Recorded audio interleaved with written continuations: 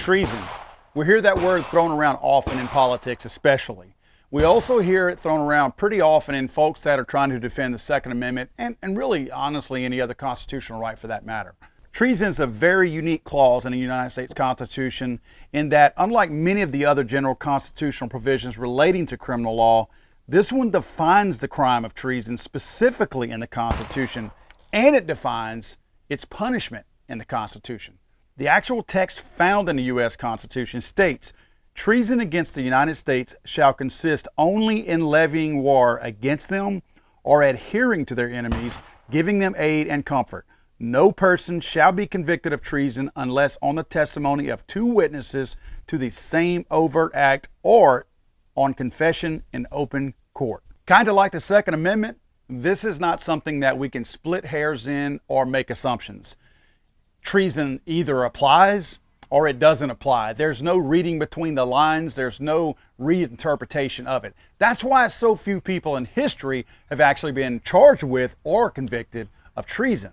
Now, the punishment, it also spells that out. It states that Congress shall have power to declare the punishment of treason, but no attainder of treason shall work corruption of blood or forfeiture except during the life of the person attained. When we put the Constitution together, we took pains to differentiate ourselves from the English. So we wanted to make sure that we didn't either carry over their same laws, or at least we didn't want to carry them out like they did. According to British law, there were several different actions that could be defined as treason. Many of them are relating to the kings and the queens. Here, the Constitution narrows the scope of treason to two offenses and only two offenses: waging war against the United States or helping an enemy of the United States. And if you were convicted of treason in England, your family could bear the brunt of that as well. In other words, they could take everything that you had. The family could not inherit anything. You could actually put family members to death as well. So these things actually rolled back into your family and tarnished your family's name and their history going forward. Now, this is going to probably disappoint a lot of people out there, but the people out there in Congress who actively pursues against the Second Amendment and lobbies against it and tries to dismantle it, no matter how unconstitutional they are, they're really not committing treasonous behavior. I know as you and I see that, that's treasonous, but they aren't actually exhibiting treasonous behavior and should not be put to death. I know that's disappointing because our Constitution is the law of the land, but breaking a constitutional amendment or anything else in the Constitution is not grounds for death, and that also applies to the Second Amendment.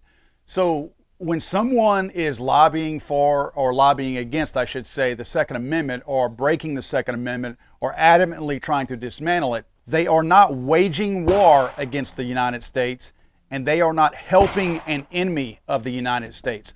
I know we could parse words and say, yes, they are in essence waging war against the United States because they're waging war against the Constitution.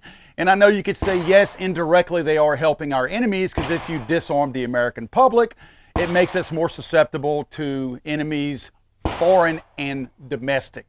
Again, foreign being the key word here.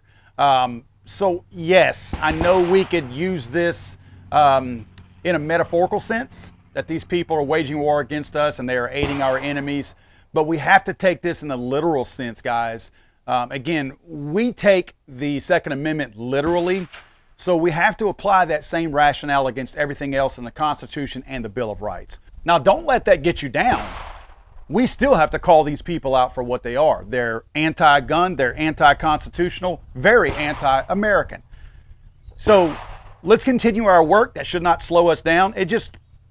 I caution us sometimes to do the rhetoric and the, trying to make things a little bit more dramatic than what they are sometimes, like the left does. We have to make sure that we're not slinging that word of treason around because in this case, it really doesn't apply.